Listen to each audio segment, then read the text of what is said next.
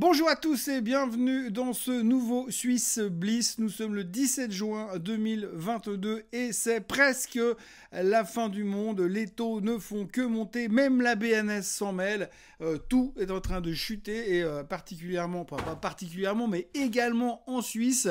Eh bien, tout est très compliqué et ça continue à mettre pas mal de pression sur le marché. On va le voir, c'est pas beau du tout. Les performances des indices sont très moches. On a même vu le côté défensif du marché suisse qui a littéralement disparu de la circulation. Ça ne nous intéresse plus. On s'en fout d'être défensif. La Suisse n'est plus défensif. La Suisse, à la limite, est devenue un marché technologique comme le reste.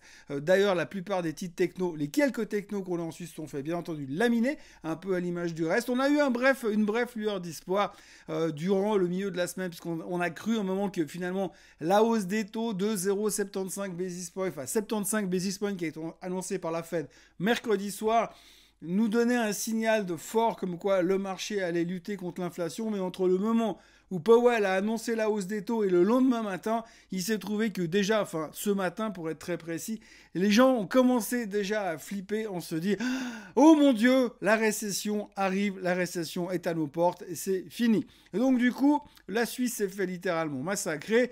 On regarde tout ça en détail, on va faire le tour d'un peu tous les titres du marché. Il n'y a pas forcément des noms qui ressortent spécifiquement avec des histoires particulières. C'est très compliqué et c'est très moche un peu partout et partout un petit peu.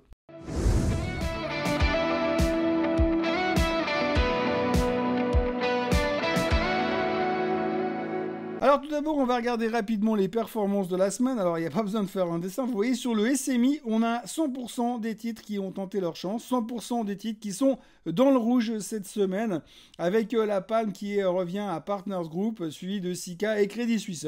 Celui qui s'en sort le moins mal, eh bien c'est Nestlé qui perd 3% à l'heure où je vous parle. Donc bain de sang en général sur la Suisse, tous les trucs défensifs qui sont censés bien fonctionner, eh bien ont complètement lâché. C'est bien évidemment pas mieux sur le SLI, c'est voire même pire, puisque là-dedans on a AMS Osram qui s'est fait littéralement massacrer. 16,3% de baisse sur le titre technologique entre guillemets, suivi de Straumann et de nouveau de Partners Group qui est là. Et le meilleur qui s'en sort le mieux, c'est Kuehne+Nagel qui ne perd que 1,63%. Et autant vous dire que 1,63% de baisse dans une semaine comme on vient de vivre, c'est carrément pratiquement une hausse stratosphérique pour le marché. Si on regarde la performance de la semaine pour l'ensemble des asset classes dans le monde, alors on notera que là au moins il y a au moins un truc qui est en hausse, c'est Shanghai qui prend 1,4%, pas de quoi se relever la nuit. Alors par contre évidemment je vous dispense du sujet des crypto-monnaies puisque le Bitcoin s'est donc fait massacrer en perdant 30% durant cette semaine, et puis on a le reste des indices qui sont en baisse de 8,46% pour le MIB, de quasiment 8% pour le DAX et de 7,6% sur le SMI. C'est monstrueux. On n'a pas l'habitude de vivre des semaines comme ça sur le SMI, mais il faut dire qu'il y a quand même pas mal de raisons. La raison étant déjà qu'on suit simplement le reste du marché et qu'on est très tendu par l'effet inflation lié à l'effet hausse des taux et lié à l'effet, bien évidemment, récession, puisqu'on a découvert que très récemment que potentiellement, eh bien, une hausse des taux pouvait donner suite, plutôt une récession pouvait arriver après une hausse des taux. Ça, on n'avait pas complètement intégré la chose. C'est chose faite dorénavant. Donc oui, effectivement, aujourd'hui, la problématique en Suisse, c'est deux choses. Tout d'abord, le marché américain s'est fait déglinguer en début de semaine. Donc comme d'habitude, on a suivi le mouvement. Et la deuxième chose, c'est cette problématique de hausse des taux. On en a parlé et reparlé pour ceux qui étaient au Swissquote Trading Day cette semaine. On a encore beaucoup parlé du sujet. Évidemment, on n'a pas forcément beaucoup de réponses, mais en tout cas, une chose est sûre, c'est qu'on sait que si les taux montent pas assez, l'inflation sera galopante et va continuer d'accélérer, ce qui va poser un problème à l'économie dans sa globalité. Si les taux montent trop vite, eh bien, on va effectivement réussir potentiellement à stopper l'inflation, et à ce moment-là, on va pouvoir avoir une inflation qui va rediminuer, et donc du coup, ça peut aller un peu mieux, mais par contre, il y a un risque de déclencher une récession. C'est vraiment entre ça qu'on se bat, entre ces deux états de fait. En début de semaine, on craignait une hausse des taux insuffisante de la part de M. Powell après les chiffres du CPI de vendredi dernier. Ce que M. Powell a annoncé, on s'attendait entre les deux, on basculait entre 0,5 et 0,75. La grosse surprise aurait été 1%. C'est sorti à 0,75. Donc, risque de récession. Alors, dans le premier temps, on n'a pas réagi comme ça. Dans un premier temps, on s'est dit, il y a encore de l'espoir parce que finalement, ça veut dire qu'ils sont en train de prendre les mesures nécessaires et si tout va bien, on va peut-être même bien s'en sortir. Et puis, dans les heures qu'on suivi, on s'est dit, ah ouais, mais quand même, il y a un risque de récession. Alors, ne me demandez pas comment on a tiré ces conclusions, mais c'est simplement, je pense, un peu le coup du téléphone arabe. Hein. Les gens se sont dit, oui, moi je pense ça, je pense ça, je pense ça. Puis finalement, tout le monde est rentré dans un mood, mon Dieu, la récession est à nos portes. Et le marché s'est fait décrocher, déglinguer dès jeudi matin. Mais en plus de tout ça, jeudi matin, il ne faudra pas négliger qu'il s'est passé un truc énorme et un truc qu'on n'avait pas vu du tout venir, c'est la hausse des taux de la part de la BNS. Alors si vous suivez un tant soit peu les marchés boursiers ces derniers temps, eh bien vous savez qu'effectivement nous sommes extrêmement préoccupés par une éventuelle hausse des taux de la Fed, surtout une régularité dans la hausse des taux. De combien est-ce qu'on va monter les taux à chaque meeting de la Fed? On sait que on a eu 0,75 pour ce mois. On sait déjà qu'en juillet, ce sera quelque part entre 0,5 et 0,75 de nouveau pour la Fed. C'est vraiment le centre du monde. On sait aussi que nos amis de la BCE sont prêts à monter les taux violemment à partir du mois de juillet. Ça fait 3 mois qu'ils l'annoncent parce qu'eux, ils jouent plutôt l'effet psychologique. Hein. Donc la manipulation psychologique de Mme Lagarde, pour l'instant, on ne sait pas si ça va fonctionner. Mais elle va monter les taux au mois de juillet. Puis si c'est nécessaire, au mois de septembre également. C'est vrai que ça paraît peu probable qu'on ait besoin de monter plus que ça, parce que le marché est tellement facile à maîtriser en ce moment que c'est plutôt tranquille. Mais donc du coup, nous investisseurs, notre seule préoccupation que nous avons actuellement sur les marchés, c'est la hausse des taux. La grande question que l'on se pose, nous, investisseurs et passionnés de finance, c'est de savoir si cette hausse des taux, qu'elle soit minime ou massive, va induire une récession. Et si récession il y a, après on se posera la question de combien de temps elle va durer. Mais pour l'instant, on n'a juste pas envie d'en entendre parler et on a encore moins envie de se retrouver dedans. Néanmoins, jeudi matin, alors que personne ne se préoccupait de ce que faisait la BNS, parce que vu les taux d'inflation en Suisse, il n'y avait pas de quoi s'exciter non plus, eh bien, tout d'un coup, la BNS est arrivée en disant que pour lutter contre cette monstrueuse inflation, je crois même qu'ils ont utilisé le terme monstrueux, eh bien, le patron de la Banque centrale suisse n'a pas eu d'autre choix que de monter massivement les taux d'intérêt. Et ça, on ne l'avait pas vu venir. Alors massivement, tout est relatif. Hein. Vous me connaissez, j'ai tendance un petit peu à caricaturer le trait et à exagérer les choses. Mais en gros, on attendait rien, plus ou moins. Et puis, c'était à moins 0,75. Les taux directeurs. Hein. Donc le taux directeur en Suisse était en négatif, mais à moins 0,75. Et en un coup de cuillère à peau, en un claquement de doigts, le patron de la BNS a donc décidé de passer de moins 0,75 à moins 0,25. Nous sommes donc toujours en taux négatif en Suisse, mais psychologiquement, on n'avait pas trop vu venir cette histoire de 0,5% de hausse sur les taux d'intérêt, surtout que nous, on est quand même loin, très très loin des 8-9% d'inflation qu'on peut trouver en Allemagne ou aux États-Unis. Donc du coup, on n'avait pas vu venir le coup. On ne pensait pas que la BNS se sentirait aussi préoccupée par ce qui se passe à l'étranger, puisque chez nous, il y en a point comme nous, et nous, on s'en sort toujours un peu mieux que les autres. Néanmoins, l'effet hausse de taux, ça n'a pas plu du tout au marché, donc recouche derrière. On s'est fait démonter et la performance sur la semaine est catastrophique. Sur les graphiques, c'est immonde et on peut se poser beaucoup de questions. Néanmoins, quand on regarde les charts des blue chips, on a quand même l'impression que ça tient encore plutôt pas trop mal. Alors, pas tous les blue chips, pas n'importe quel blue chips, mais globalement, là, on est vraiment dans une situation très compliquée. On va jeter un œil sur les graphiques du SMI, du SLI, puis après on reviendra en détail sur les grands noms qui composent le SMI pour voir un petit peu comment ils se sont comportés. Mais juste avant qu'on attaque les graphiquiques du SMI et du SLI et tous les autres, j'aimerais juste vous montrer ce graphique. Alors ce graphique que vous voyez ici, vous voyez son nom, il s'appelle le Swiss Real Estate Price Index. En gros, si j'ai bien compris, c'est un graphique qui représente la valeur des fonds immobiliers en Suisse. Donc vous voyez, comme moi, que la chute est plutôt vertigineuse depuis le 31 mai. On en parle très très peu, mais quand on regarde la performance en termes de prix depuis, allez, on va dire, les tops du mois d'avril, hein, enfin 1793 au mois d'avril, aujourd'hui, on est à moins 19,43% sur le CHREX. C'est le symbole, hein, CHREX.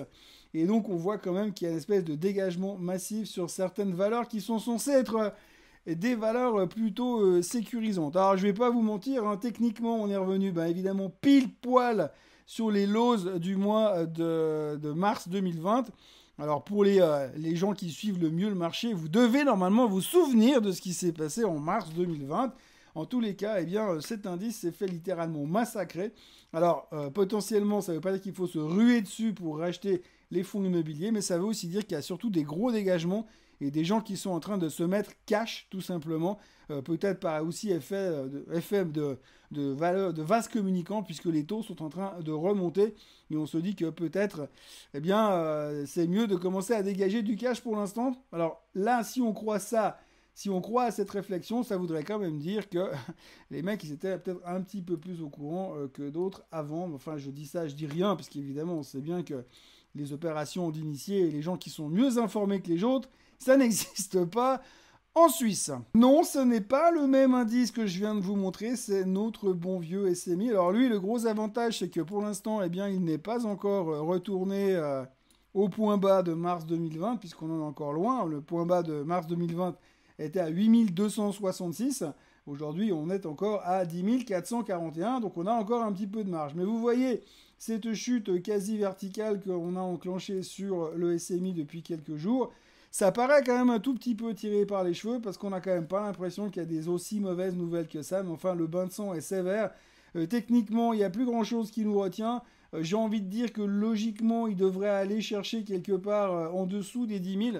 On va regarder très attentivement cette zone-là qui sera la zone, cette zone qui sera la zone des 10 000 par là autour.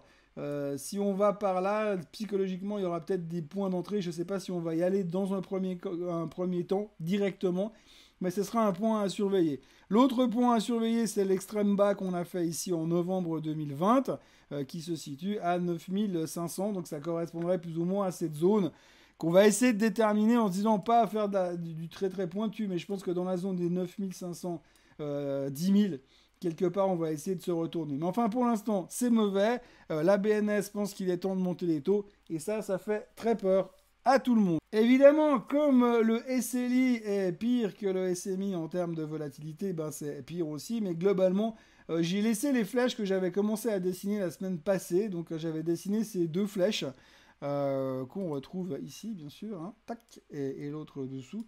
J'avais dessiné ces deux flèches pour dire si on venait à re-rentrer dans le canal descendant, on a un risque d'aller chercher l'extrême bas de ce canal descendant qui nous mènerait quand même 100 points plus bas à 1514 points sur le SLI. Mais la bonne nouvelle, c'est qu'ici, vous voyez, les stochastiques se sont mis tout en bas. Donc on arrive gentiment à des niveaux de support. Le déclenchement de cette baisse a clairement été mis en place à cause de cette crainte de récession et de la hausse des taux qui a été annoncée par la BNS jeudi matin. Et à partir de là, on peut se dire que on est en train de toucher un peu le fond et le worst case scénario. Mais pour l'instant, il va peut-être falloir laisser l'argent sortir, la smart money sortir, ou peut-être simplement les ventes de panique, puisque souvenez-vous, je vous parlais l'autre jour dans le Morning Bull Live de cette question de cycle, finalement, où on rentrait entre excitation, motivation, puis ensuite dépression, renoncement. Et bien là, gentiment, on est entré dans une phase de capitulation, semble-t-il, puisque plus personne ne veut entendre parler du SMI, d'ailleurs de toutes les actions pour l'instant, depuis qu'on est rentré dans cette phase de hausse des taux. Parlons un peu Blue Chips cette semaine. Vous allez peut-être moins voir mon visage pendant les prochaines minutes parce que je vais vous montrer beaucoup plus de graphiques que ma tronche. Mais enfin, ma tronche, c'est pas très important. C'est quand même plus important de regarder un petit peu ce qui se passe au niveau photo finish. Il n'y a pas eu de grandes nouvelles, comme je vous l'ai dit avant. Ça se base surtout sur un effet marché. Un effet marché qui est amplifié par cette hausse des taux surprise de la BNS. On va voir un petit peu ce que font nos quelques boîtes principales dans le SMI. On fait un tour rapide de tout ça et je vous retrouve physiquement à la fin de cette revue technique. Je vais donc commencer par les trois gros du SMI pour voir un petit peu où on en est. Je ne vais pas rentrer dans les fondamentaux et pourquoi les gens balancent tout. Comme je vous l'ai dit, il y a un effet indiciel parce qu'il faut sortir, donc on ne fait pas de prisonnier. On tire d'abord et on pose des questions ensuite. Alors on commence tout de suite par Nestlé. Nestlé qui se retrouve... Alors on avait cette espèce de support qui passait par les 113 qui était plutôt intéressant et je vous disais la semaine dernière qu'il valait mieux qu'on le tienne parce que sinon on avait un risque de repartir en bas chercher ce trend à 108, c'est chose faite. Et donc maintenant ça devient très très moche parce qu'il n'y a plus vraiment de tendance. Hein. Si je vais chercher un petit peu plus loin, la seule tendance qu'on va pouvoir trouver sur le SMI, elle va quand même venir de très très loin. Hein, et ça va nous amener quelque part, allez, soyons optimistes, en direction des 100 balles. Hein. Toujours un niveau psychologique intéressant. Il semblerait qu'il y a des prises de profit qui se font massivement, les gens sont en train de paniquer. Donc ça peut tirer en bas, je pense qu'on peut même aller chercher un petit peu en dessous des 100 francs sur Nestlé. Mais par contre, à un moment donné, pour ceux qui ont une vision un petit peu plus long terme, il faut quand même pas déconner, je veux dire, ça reste quand même Nestlé. Et il y a toujours de l'espoir dans les chaumières sur le moyen long terme. Donc n'oubliez pas quand même que ça paye du dividende, que ça reste une des plus grosses boîtes de food du monde et que généralement leurs résultats sont plutôt positifs. Mais voilà, on a perdu quand même pratiquement 25% depuis les plus hauts. Ça reste du super défensif et on peut avouer qu'il y a quand même peut-être quelque chose à faire dans la zone des 100 francs puisque je vous rappelle qu'au mars 2020, de nouveau, on avait été chercher les extrêmes en plein Covid dans la zone des 90 francs. Donc quand même, j'ai pas l'impression qu'on est tout à fait dans la même situation. Deuxième victime, non pas du Covid, mais de la hausse des taux, eh bien, c'est le Bon Rush. Le Bon Rush que j'aime beaucoup, qui avait bien performé jusqu'au courant du mois d'avril, où, il faut le signaler, l'UBS a fait un downgrade à quasiment 400. Et bien joué les gars, hein, c'est pas tous les jours que je le dis, mais extrêmement bien vu, extrêmement bien vendu en tout cas, puisque depuis, ça n'a fait quasiment que baisser. Et on revient aujourd'hui sur les 300 balles sur le Bon Rush. Alors ce qui est intéressant à voir sur le Bon Rush, c'est que si on regarde de nouveau nos espèces de tendances de fond, là on a vraiment un gros support, un très gros support qui est plutôt encourageant, qui pourrait nous dire que si on va chercher les 295, on aura quand même fait aussi un point extrêmement bas. Regardez aussi les stochastiques qui sont extrêmement basses sur le Bon Rush. Enfin, pour ceux qui ont une vision d'investissement à plus que 15 jours, ça me paraît pas complètement ridicule de se positionner sur du Bon Rush. Et puis regardez, ça c'est la phase de mars 2020. Les extrêmes nous ont amené à 265, mais on voit clairement que le marché se stabilisait quand même dans cette zone de 290 francs suisses, 300 francs suisses. Donc je crois quand même qu'on peut se dire qu'il y a quand même quelques raisons de vouloir conserver un tout petit peu d'espoir. Novartis, ça fait un moment qu'on la travaille, celle-là, j'ai beaucoup de traces qui traînent encore là-dedans, vous voyez. Globalement, vous voyez que ce trend haussier avait bien fonctionné. On a été tapé les plus hauts dans la zone des 87-88. C'est un joli cas d'école à observer quand même, parce qu'on voit quand même que là, si on se positionne comme ça, on voit qu'on a quand même bien merdouillé sur la zone des 88-89 francs suisses, avant de se péter la figure de nouveau en direction des plus bas.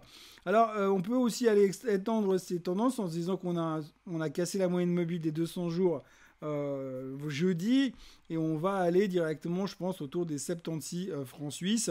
Et quand on regarde le range qu'on prolonge ici, en dehors des exagérations qu'on a fait aujourd'hui sur qu'on a fait à l'époque sur les 73 francs suisses par là autour, je pense qu'on peut aller chercher et se dire qu'on va aller gentiment rechercher les 76. Et puis le dernier support ultime, ce sera sur les 73,50 sur Novartis. Souvenez-vous que Novartis travaille en range. Hein, donc on le voit très clairement sur cette photo plus long terme. Vous voyez que c'est vraiment du travail de range. Donc pour moi, revenir acheter une Novartis sur les 75, 73,5 en deuxième couche, franchement, ça me paraît pas ridicule. Et il faut aussi commencer à réfléchir un petit peu avant de faire tout et n'importe quoi.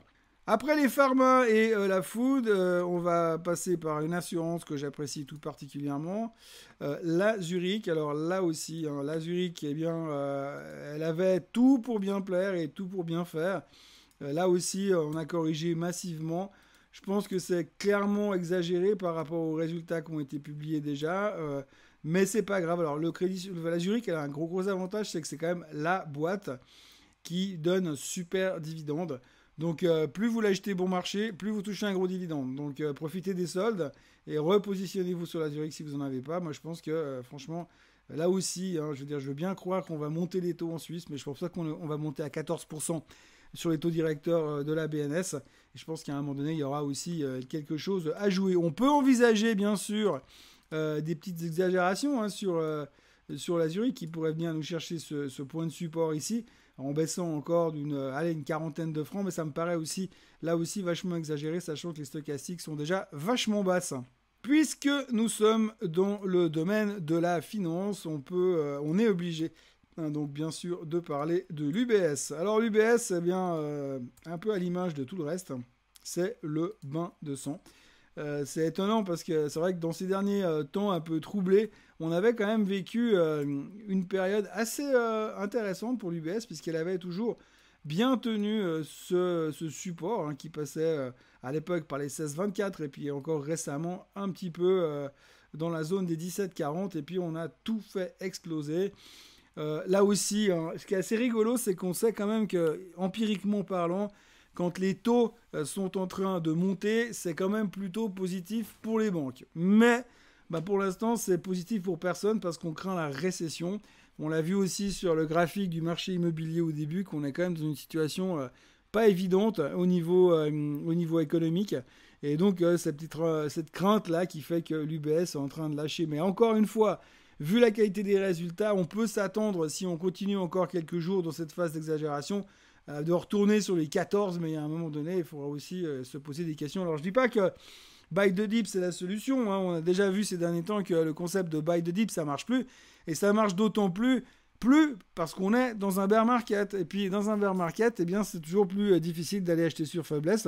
Dans un bear market, il faut vendre sur force jusqu'à que le marché, finalement, montre un changement de direction. Alors, la problématique qu'on a aujourd'hui sur une boîte comme l'UBS, c'est qu'elle n'est pas du tout en train de monter un changement de direction. Au contraire, elle avait déjà refusé ce qu'on appelait une dead cross à l'époque, donc le croisement des moyennes mobiles 50 et 200 jours, que l'on voit une tentative ici, si j'arrive à mettre mon petit pinceau. Voilà, si on regarde ici, vous voyez que là, on a un tentative de croisement qui a été rejeté. Et là, par contre, malheureusement, on a quand même l'impression qu'on va aller la chercher, cette dead cross. Donc, ce qui laisserait supposer que le SMI pourrait partir pour un petit moment dans une tendance un petit peu merdouille, hein, un petit peu compliquée. Ça, eh bien, la faute à la hausse des taux. Oui, c'est le Crédit Suisse qui a tout cassé à la baisse. Alors, le Crédit Suisse qui a tout cassé à la baisse, c'est pas qu'on n'est pas habitué à voir ce genre de choses, mais on s'attendait on pensait quand même qu'il y avait beaucoup de choses qui étaient pricées. Bon, on n'avait pas pricé la hausse des taux surprise de la BNS, et aussi le fait qu'il semblerait, alors là c'est du conditionnel avec plein de si partout, on s'autorise à penser dans les milieux autorisés qu'il y aura une enquête des autorités financières anglaises, comme quoi le système de gouvernance du Crédit Suisse ne fonctionne pas. Et pour vous donner un ordre d'idée, c'est pas que c'est juste une circulaire qui a tourné un petit peu dans le marché, c'est plutôt au contraire quelque chose de très très comment dirais-je, concret, puisqu'aujourd'hui, sur les 20 000 banques que la FCA surveille, il y en a seulement 20 qui sont sous le radar, dont le Crédit Suisse, selon une personne proche du dossier. Hein. C'est pas qu'ils ont fait une communication officielle, c'est selon une personne proche du dossier qui est mieux informée que vous et moi, mais qui n'a pas le droit de le dire, parce que sinon, c'est un délit d'initié. Donc, en gros, le Crédit Suisse a encore montré et fait des mauvaises nouvelles. Donc c'est de nouveau encore une casserole de plus, c'est pas la plus grave visiblement, mais en tout cas ça déprime les gens et on voit sur le graphique effectivement que techniquement le Crédit Suisse a purement et simplement lâché les supports. Alors là, on va pas se mentir, si on est engagé sur le Crédit Suisse, ça veut dire quoi? Ça veut dire qu'on coupe parce que finalement on est aujourd'hui sur le Crédit Suisse en dessous du niveau de mars 2020. Donc franchement, voilà, on a l'impression que c'est juste une longue marche en avant et franchement ça donne pas vraiment envie de savoir où est-ce que ça va se terminer, parce que quand on regarde le graphique sur le long terme, c'est toujours plus bas, et puis on sait qu'en dessous de zéro, comme on dit souvent en finance, il y a un gros support sur les niveaux de zéro. Mais il n'y a plus grand-chose qui nous empêche d'y aller pour l'instant. Voilà, je ne vais pas continuer beaucoup plus loin, parce que si on regarde tous les graphiques du SMI, ils ont tous plus ou moins la même tronche. On est dans une phase de falling knife, de marché qui est en train de tomber. On est en train de s'ajuster. On est en phase de capitulation. Et je pense que petit à petit, on va à un moment donné trouver un fond. C'est très très difficile de vous dire où. Je ne suis pas là pour faire du fine-tuning par rapport à ça, mais c'est vrai qu'on est dans une phase très compliquée. Mais néanmoins, j'aimerais quand même garder un aspect positif qui est lié au concept de bêta-corn quand on parle de bull market. c'est quand même de se souvenir que oui, on est en train de lutter contre une inflation qui pourrait induire à un moment donné une récession. Mais on l'a vu ces dernières années, les récessions ne durent jamais très longtemps et l'économie a de grosses forces. Aujourd'hui en Suisse, l'inflation n'est pas si élevée que ça par rapport à nos voisins.